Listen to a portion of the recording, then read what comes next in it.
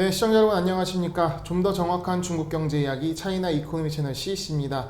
오늘도 중국경제금융연구소 전병서 소장님 모시고 말씀 나누도록 하겠습니다. 안녕하십니까 소장님. 안녕하십니까. 네, 2021년 한 해도 마무리가 되는 것 같습니다. 이번쯤 되면 내년에 어떤 이 중국 경제는 어떻게 될지 상당히 궁금한데요. 그렇습니다. 연말에 항상 하는 행사가 하나 있죠. 네. 경제 공작회의라고. 네, 공작. 그래서 네. 우리가 공작 그러면 간첩이 뭘 하는 걸로 이제 그렇게 생각하는데 네. 이 공작이라는 게 뭐 중국말로 쓴 걸 우리말로 번역해서 그런 업무회의다 이렇게 보셔야 될 것 같아요. 그래서 중앙경제공작회의라고 하면 다음 연도의 경제 계획을 수립하기 위한 회의다 그렇게 보는 게 맞는 것 같아요. 네. 그래서 2022년 중국이 어디로 가냐? 시진핑이 웃으면서 손 흔들고 있지만 속은 웃어도 웃는 게 아닙니다. 그래서 12월 8일에서 11일 사이에 이제 경제공작회의가 개최가 됐고요. 거기서 중요한 거 세 가지가 나왔어요. 네. 첫 번째는 삼중 압력이다. 그 다음에 이게 안정, 스테이빌리티가 가장 중요하다. 네. 그리고 한 5가지에 대해서는 확실하게 인지해라. 뭐 공동부유, 반독점, 그 다음에 1차 상품의 안전, 그 다음에 리스크 방지, 그리고 탄소 중립. 네. 뭐 이런 정도 얘기를 했고요. 그래서 경제공작회의를 하는 사진입니다. 보시면은 이제 앞에 7명의 상무위원들이 나와 있고, 아, 네. 그 뒤에 이제 정치국원들 포함한 간부들이 있는 거죠. 네. 예, 지금 이 7명의 상무위원들이 들어오는 입장하는 건데요. 보시면 이게 바로 당 서열입니다. 1번 네. 시진핑, 7번 이제 한정 상무위원이 들어오고 있는데 제가 이 사진을 올린 이유는 바로 두 번째 들어오는 리커창 총리입니다. 보시면은 뭔가가 3번 리잔슈하고 비교해 봤을 때 뭔가 조금 이제 아파 보이는 듯한 느낌? 네. 그런 느낌 좀 있죠. 약간 위축돼 보이는 느낌인데요. 그렇습니다. 네. 그래서 보면은 지금 중국은 이 공산당 대회를 하는데 여기에 당서열 1번부터 25번까지가 정치국원이고요. 그 위에 이제 7명이 정치국 상무위원이고 그 위에 1명이 이제 총서기가 됩니다. 이런 구조로 지금 되어 있고 그래서 아까 말씀드렸던 그 원래는 7명의 상무위원이 공동으로 다스리는 집단지도 체제처럼 보이지만 실제적으로는 1명이 위에 있고 나머지 6명이 아래에 있는 이런 구조로 지금 되어 있습니다. 네. 그리고 지금 여기에 그냥 있는 것처럼 보이지만 이게 순서입니다. 자세히 보시면 모든 회의, 모든 행사에서 항상 요 순서대로 시진핑, 리커창, 리잔슈, 왕양, 왕우닝, 자오러지, 한정 요 순서대로 항상 입장합니다. 네. 이게 바뀌는 경우가 없어요. 네. 그래서 이게 이제 서열이고요.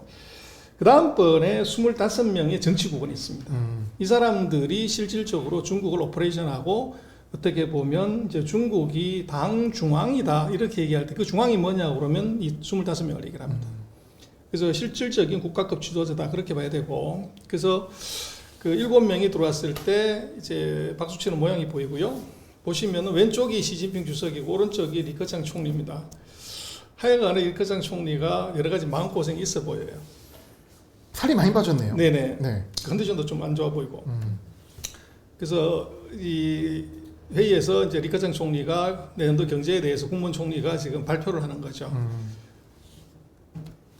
그리고 이제 각 위원들이 열심히 이제 받아적기도 하고 줄치기도 하고 있습니다. 네, 마스크는 다 쓰고 있습니다. 그렇습니다. 예. 그 마스크를 쓰고 있다는 것은 아직 이제 북경이 클린하지 않다 그렇게 볼 수 있죠.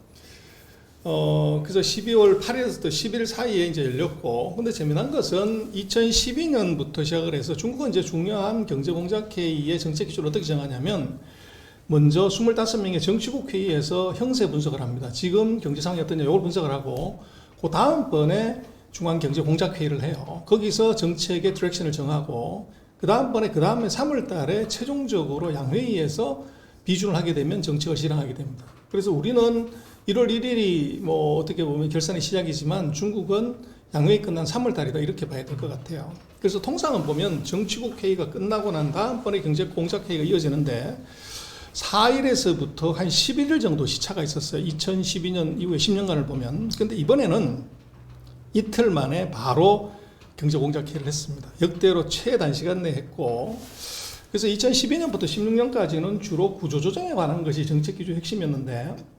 2017년부터 이제 2020년까지는 이 3대 공성전 뭐 이런 건데요. 어떻게 이제 이 성을 지킬래? 뭐 이런 거가 주종이었어요. 그런데 2021년 그 내년도에는 어떻게 하냐고 그러는데 지금까지 왔던 거 싹 없어지고 원중치오진이라고 그러는데 중국말로 얘기를 했을 때 이건 영어로 얘기하면 스테빌리티, 안정입니다. 이게 이제 과거 최근 10년간 봤을 때 이게 전반 후반하고 다르게 2022년의 경제는 완전히 다른 구조로 들어왔다. 이렇게 볼 수가 있고 지금 한 4년간 이어진 기조가 바뀐 게 그렇죠. 2021년 그렇죠. 공정국 해임입니다. 그래서 보면 제가 지난번에도 말씀을 드렸지만 중국은 이게 이 문서가 다가 보면 공보가 다 글자로만 돼 있어요. 그래서 뭐가 중요한지 모르는데 네. 어떤 글자가 가장 많이 나왔냐가 그게 핵심이에요. 그걸 보면 2020년에는 가장 빈도수가 많았던 것이 개혁하고 혁신이었어요. 지금 차트에서 보시는 초록색, 요게 이제 가장 많은 그 키워드인데 이번 2021년에는 경제 그리고 정책이라는 단어가 가장 많이 나왔어요. 그래서 이게 약간 다른 것이 예전 같았으면 좀 구체적인 얘기를 했다가 이번에는 경제나 정책이라고 하는 것은 굉장히 두리뭉실한 얘기죠. 안정의 포인트가 있는 것 같아요. 그렇죠. 그래서 이제 이게 그 뭘 하냐 그랬을 때 그 작년 같은 경우는 중점 정책 8가지가 나왔는데 거기에 보면은 국가 전략 기술, 그다음에 서플라이 체인 안정, 그다음에 내수 확대, 그리고 반독점, 탄소 중립 요런 얘기들이 나왔는데 이번에 보면은 이 산업 밸류 체인이라든지 내수 확대라든지 반독점이라든지 탄소 중립에 관한 얘기는 이번에 싹 빠졌어요. 이게 없다고요. 그래서 이제 이거를 안 하는 거냐 그러는데 그건 아니고 그것 말고 더 중요한 게 첫 번째 경제를 안정적으로 유지하는 거다. 그럼 기본을 깔고. 그렇죠. 그리고 이제 이 경제 구조를 잘 돌아가게 순환을 잘 시켜야 되고 그리고 과학기술의 이 정책을 빨리 안정화시켜야 된다. 뭐 이런 얘기들이 들어왔어요. 근데 보면은 작년 같은 경우는 정책이 굉장히 구체적이에요. 공급망이라든지 내수라든지 뭐 종자산업이라든지 뭐 이런 게 있는데 그 아파트라든지. 근데 이번에는 보면요 7가지 정책이 다 굉장히 구름 잡는 얘기예요. 거시 정책의 안정적인 기조를 유지해야 된다. 미시 정책은 지속적으로 시장의 활력을 자극해야 된다. 뭐 전부 이런 식이에요. 굉장히 모호하게 이게 쓰여 있어요. 그래서 이제 이게 중요한데. 그래서 왜 이제 안정이라는 것을 그 경제 정책의 기조로 냈냐 아주 추상적인 걸 그 이유를 중국이 드는 건 뭐냐 그러면 이제 이 경제 공작 회의에서 지금 상황이 어떠냐고 내년도는 우리는 이렇게 본다는 것이 항상 나오는데 2022년의 내년도는 중국 뭐라고 했냐면 20대 당대회가 열리기 때문에 이 당대회는 국가에 아주 큰일이니까 이럴 때 나라 혼란스러우면 안 된다. 그래서 안정이 돼야 된다. 이게 안정이라고 키워드를 잡은 이유라는 거예요. 뭔가 교책이 있기 때문에 여기 혼란스러우면 안 되고 안정을 이 올해의 포인트는 안정이다. 그렇죠. 사고 안 치고 가는 거. 그렇죠. 예. 그게 이제 이 표면상인데 제가 볼 때는 그 이전에 네.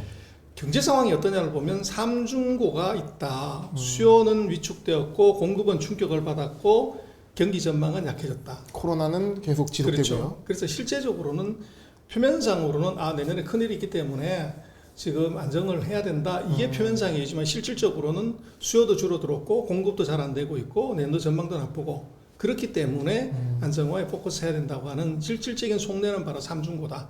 경제가 지금 어려움에 처해 있다. 그걸 이제 내보낸 거고요. 그래서 네.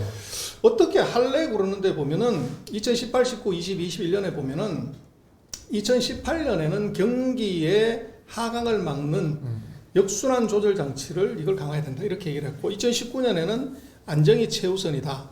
그리고 2020년에 아주 웃기는데 그 급하게 커브를 돌지 않겠다 이 얘기를 했어요. 근데 실제적으로는 기축했습니다. 네. 그리고 2021년에는 이게 적정한 정책 발의를 최우선으로 한다. 굉장히 모호하게 지금 얘기를 했어요. 그 구체적으로 어떻게 하냐? 거기에 대한 구체적인 언급이 없어요. 그래서 어쨌거나 이것의 의미는 뭐냐 그러면 이 중국 같은 경우에 아까 말씀드린 그런 2가지 이유로 첫 번째는 이게 국가의 대사도 있고 실질적으로 경기가 나빠지기 때문에 스테빌라이제이션 안정화가 제일 중요하다. 그리고 두 번째로는 그게 뭐가 안정화냐 그러면 화폐 금융 정책. 요거를 쓰겠다는 거예요. 그래서 네. 작년 9월 달부터 중국은 실질적으로 부채 비율을 떨어뜨렸습니다. 그래서 실제로 긴축을 한 거죠. 그래서 금년도 같은 경우는 그 사이 긴축을 했기 때문에 이번에는 긴축을 풀 가능성이 높아요. 재정이나 통화 정책을 이게 완화될 가능성이 굉장히 높다. 그러니까 인민은행 역할이 되게 중요하겠네요. 그렇습니다. 예. 그래서 그게 지금 핵심일 것 같고, 그래서 내년도 GDP 얼마를 가려고 그럴 때 대략 한 그 5.5, 5.3에서 5.5 정도로 이제 그 예측을 하는데요. 그래서 이것은 이제 몇 가지 좀 봐야 되는데, 중국 IB들 14개인가가 얼마를 예측했냐 봤더니만 최하가 4.4, 최고가 5.6, 네. 평균이 5.3입니다. 네. 그래서 뭐 이게 그 극단이 이제 있죠. 근데 분기별로 보면은 아마 금년 4분기하고 3분기가 4% 되고 내년 1분기도 4% 되지만 아마 이 전략 후강, 그래서 하반기가 이제 도와지는 것은 하반기는 중국의 정치적인 이슈가 많이 있죠. 네. 그래서 이런 식의 트렌드를 갈 것 같고 연간으로 봐서는 5.5 정도를 봐야 되는데 지금 보면 이제 그 전체적인 5차 계획을 보면은 계속적으로 성장률은 떨어지고 있어요. 그리고 이번 분기별 성장률은 굉장히 이상적인 상황이었고 그래서 중국이 지금 5%대 성장 그러면 이제 뭐 한국 언론에서는 8%다 5%에서 대폭적으로 떨어졌다 뭐 난리를 치는데 이거 좀 다르게 봐야 되는 것은 그 10년 전 2010년을 기준으로 하고 이제 인당소득 $10,000 그 내외를 놓고 보면 일본, 한국, 대만 요거를 이제 인당소득 $10,000 즈음을 기준으로 해가지고 이 평균을 한번 내보면 그 이후에 지금 5년, 10년, 15년, 20년, 25년을 놓고 보면 이 성장률이 지금 파란 색깔이 한국, 일본, 대만의 평균 성장률이에요. 다 떨어지고 있군요. 그렇죠. 네. 그래서 평균 한 4.5까지도 이제 떨어지는 것이 한국, 일본, 대만의 경험입니다. 근데 네. 지금 중국이 5%라고 하는 것은 이것은 뭐 이게 낮다 이렇게 얘기는 어려워요. 네. 그래서 이건 산업 구조의 변화, 소득 수준의 향상이 만들어내는 거고, 그리고 중국이 뭐 GDP가 지금 이게 100조단 말이에요. 100조에서 5%라고 하면 네. 이게 지금 5조잖아요. 네. 5조면은 그냥 납하게 계산했을 때 뭐 한 800조에서 1000조 정도가 늘어나는 거라는 거죠. 이제 그렇게 놓고 보면 이것이 그 성장률 자체가 이게 폭이 떨어지는 걸 갖고서 뭐 위기다 또는 대폭적으로 떨어졌다 이렇게 얘기하기는 어렵고 사이즈가 있기 때문에. 그러니까 성장률만 봤을 때는 해석이 안 된다는 그렇죠. 말씀이시죠? 사이즈를 같이 봐야 된다. 네. 그래서 2022년에는 이제 뭘 중심으로 하려고 그럴 때 고용이 1번입니다. 그래서 왜 고용이 중요하냐면 금년도에 중국이 대졸자가 처음으로 1,000만 명이 넘어서요. 네. 그럼 대졸자 실업자가 많아지면 이건 사회가 불안해지죠. 그 다음에 이제 우리도 그렇습니다만 중국이 주택이 난리예요. 그래서 주택에 투기는 막고 실수요는 늘리는 정책을 간다. 그리고 또 하나가 중국이 출산율을 3명까지 낳게 해줬지만 애를 안 낳는 거죠. 네. 그래서 이거 새로운 정책 이제 내야 된다. 그래서 뭐 최근에 언론에 슬쩍 나왔던 것은 공산당이 뭐 하는 거냐. 공산당은 애를 3명까지 먼저 낳아라. 그렇게까지도 얘기가 나왔던 거고요. 그 다음에 공동번영, 파이 키우기는 요거는 당연히 하고 파이 키우고 난 뒤에 나눠야 된다. 이 얘기를 했고, 그 다음에 이번에 석탄, 전력 이게 난리가 났는데 에너지 공급에 있어서는 이것은 탄소 중립을 우선하는 게 아니라 네. 이게 적정한 공급이 먼저다. 요거를 먼저 제시를 했어요. 그래서 에너지 공급에 관한 얘기가 지금 나와 있고요. 네. 민생 정책 전반적으로 안정에 포커스를 맞추는 그렇습니다. 상황인 것 같습니다. 예. 그래서 이제 얼마를 갈 거냐 하는데 지금 중국이 그 1100만에서부터 1300만 정도의 취업을 시키려고 하면 4.8%에서부터 5.7% 정도의 GDP 성장률을 해야 이제 1100에서 1300만 정도 가는데 금년도는 이게 대졸자가 너무 많이 나오기 때문에 이게 성장률이 이제 컨센서스는 5.3이지만 정부는 한 5.5 정도로 볼 것 같아요. 그래서 중국 GDP 예측은 뭐 지난번에 여러 차례 말씀드린 중국 GDP는 고용 지표다. 네. 그래서 고용 지표의 기준으로 놓고 보면은 아마 최하 5.3, 5.5 요 정도는 갈 거다. 그러나 표면상으로는 아마 5.5 플러스 마이너스 알파 요 정도를 아마 내년 3월 달에 목표로 낼 가능성이 있어 보입니다. 그래서 GDP 1%당 고용 유발 개수를 보면 2007년, 8년 때 이제 100만을 못 넘어가다가 이게 2010년대 올라오면서 산업 구조가 고도화되면서 200만 을 넘게 씁니다. GDP 1%당 이제 이게 200만 명 쓰는 거죠. 그렇게 되면 5% 성장하면 1000만 명을 고용할 수 있고 6% 성장하게 되면 1200만 명 고용할 수 있는 거죠.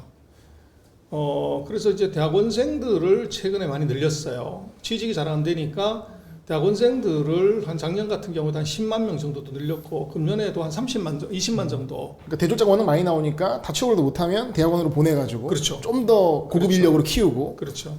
좋은 그게 전략이 있었어요. 네. 그래서 내년도 뭐 GDP 전망은 컨센서스가 이제 5.3이지만 대략 한 정부의 고용으로 보면 5.5 정도는 가야 되고 그래서 전체적인 트렌드는 이제 상승하고 그 트렌드로 갈 것 같다 그렇게 얘기를 들 수 있고요. 그래서 내년도의 큰 방향은 첫 번째는 경기는 슬로우 다운한다. 그리고 두 번째로는 이제 내수 소비 이거 늘려야 된다. 근데 내수 소비를 늘리는 방법은 재정 정책하고 금융 정책을 완화한다. 네. 그리고 그 기술 대체, 미중의 기술 전쟁에서 그 기술 개발은 더 세게 할 수밖에 없다. 그리고 특히 신에너지, 태양광 뭐 이런 쪽은 이제 기후 협약 때문에 네. 중국이 계속적으로 투자할 수밖에 없다. 네. 그래서 큰 특징을 보면 세 가지가 있는 cyclical slowdown, dual circulation, US tech free. 이 세 가지가 아마 이제 내년에 핵심이 될 것 같고. 네. 그래서 역시나 중국은 이제 뭐 공부론에 대해서 많은 비난도 있고 또 있지만 이번에 명확하게 한 게 이번 경제 공작회의에서 뭔 얘기를 했냐면 공부론은 이론상으로 생각하면 n분의 1로 나눠 먹는 거잖아요. 그런데 인당 소득 $10,000를 n분의 1로 나눠 버리면 더 가난해지는 거죠. 네. 그래서 이건 아닌데 이번에 뭐라고 했냐면 공동 부유는 먼저 이 빵가오라는 게 케이크인데 케이크를 쪼다 케이크를 먼저 크게 만드는 것이 먼저고 그 다음번에 적절하게 이 나누는 것이 다음이다. 이렇게 명확하게 정의를 했어요. 그래서 성장을 포기한 게 아니라는 걸 이번 경제 공작회의에 명확히 했네요. 명확하게 예. 그랬었습니다. 그리고 공동 부유라는 것은 이 평균주의를 하거나 n분의 1로 나눠가지고 평균으로 가거나 또는 이 부자를 죽여가지고 가난한 사람을 구제하는 것이 아니다. 이렇게 못을 박았어요. 그래서 얘기는 뭐냐 그러면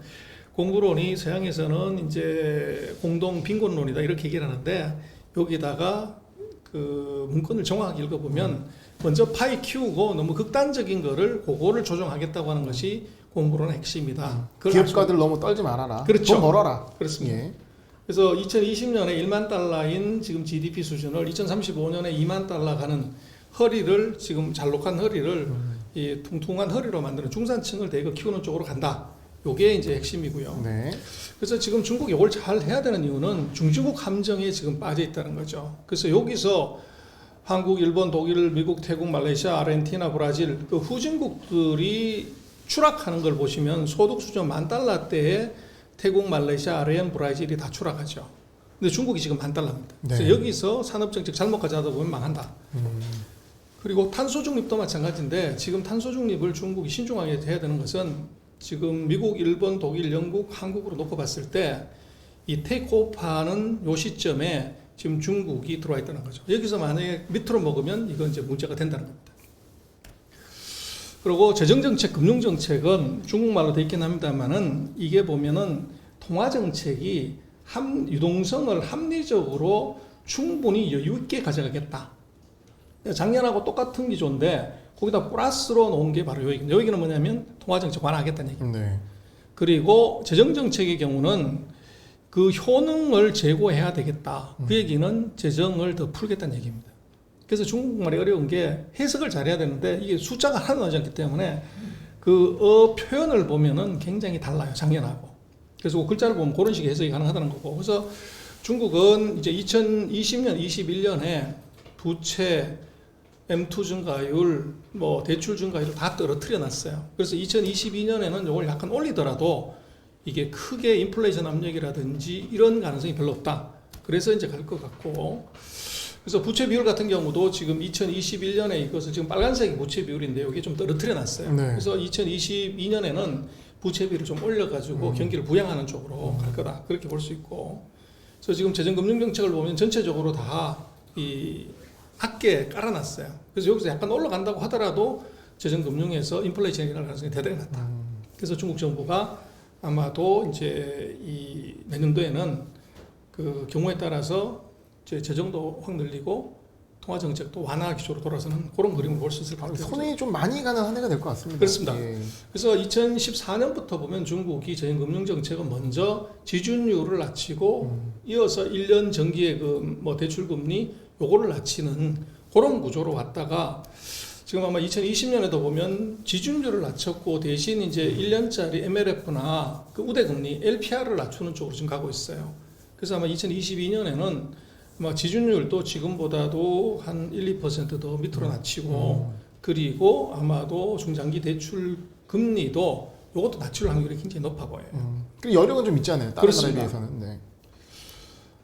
그리고 정부가 지금 재정 정책을 어떻게 쓰냐고 그러는데 정부가 이제 프로젝트 성채권을 많이 발행을 하는데 2021년에는 이걸 약간 줄였었어요. 그래서 내년에는 정부가 아마 이게 주안샹짜이라고 그러는데 그 특별 국채죠. 그래서 경기를 부양하기 위한 SOC를 건설하기 위한 국채를 대량으로 발행할 가능성이 높다. 그래서 이걸 통해 가지고 아마도 재정 정책이 더 활발하게 시행될 가능성이 높다. 그렇게 볼 수 있을 것 같아요. 그래서 뭐 여러 가지 그 재정 정책 말고 5가지 과제는 아까 말씀을 드렸고요. 그래서 중국 경제를 놓고 보면 항상 목표보다는 중국이 약간 높게 가져가요. 그래서 한 5.5 이렇게 해야지만 명목으로는 한 8에서 9 정도까지는 이제 충분히 갈 것 같고. 그래서 이제 앞으로 내년도 같은 경우에도 이제 중국을 뭘로 볼래 그럴 때 역시나 그 패러다임 시프트를 봐야 될 것 같은데 그거는 제가 볼 때는 손에서 이제 차로 간다. 그 스마트폰 갖고서 최근 한 6년간 중국이 큰 변화를 이뤘다고 그러면 아마 내년부터는 자동차 가지고서 변화를 일으킬 가능성이 높은데 지금 이미 전기자동차의 보급률이 거의 16%, 20% 가까이 지금 올라와요. 단월 기준으로는 그 월 판매 대수에서. 그리고 지금 이제 놓고 보면은 그 전기차가 작년에 130만 대 팔렸어요. 그런데 금년에 지금 예상으로는 한 300만 대 이 정도인데 내년에는 뭐 그냥 예측에 500만 대 제가 보는 500만 대 넘어가면 600만 대 더 갈 가능성이 높고 그렇게 되면 이것이 본격적으로 전기차 시장이 형성이 되는 거죠. 되고 시장이 매년 거의 2배 가까이 커지는. 그래서 아마 내년에도 중국 증시에서 가장 큰 투자 테마는 전기차 관련되는 이제 장비, 재료, 소재, 부품 요게 될 확률이 굉장히 높아 보입니다. 네. 그리고 이제 증시로 그러면은 어떻게 되냐 그러는데 최근에 뭐 중국에 여러 가지 악재가 있다고 하지만 외국인 자금은 쉬지 않습니다. 보시면은 2020년에 이게 줄었다가 2021년에 11월 달까지 3,200억 위안 정도였고 7월 저점으로 해서 계속적으로 자금이 순유입입니다. 그래서 지금 중국 증시 자체로 놓고 보면 7년마다 한 번씩 이제 이 주가 회복 사이클이 들어왔는데 아직 이 사이클이 끝이다 이렇게 보기는 어려울 것 같고요. 그래서 지금 중국의 가계자산 구성을 보면은 아직도 실물 자산이 거의 70%, 80% 가까이 됩니다. 부동산하고 실물 자산이요. 선진국 보면은 그게 20% 되고 독일이 한 40%밖에 안 됩니다. 그래서 중국 같은 경우는 앞으로도 이게 실물에서 금융자산으로 대폭적인 가계자산 이동이 있을 수밖에 없다. 이제 그렇게 볼 수 있을 것 같고, 우리도 지금 뭐 이 주가가 뭐 여러 가지 얘기를 하지만 우리도 88년에 지수 층가고 나서 다시 2000으로 올라가는데 16년 걸렸습니다. 근데 그 사이에 시가총액은 110배나 늘어났거든요. 그래서 요 차트가 바로 중국과 한국을 20년 시차를 두고 그린 건데 지금 보면은 중국이 다시 테이크오프 할 수 있는 기회가 온 것 아닌가 싶고 2022년에 중국 증시에서 특징적인 것은 전면적으로 IPO 할 때 등록제를 실시한다는 겁니다.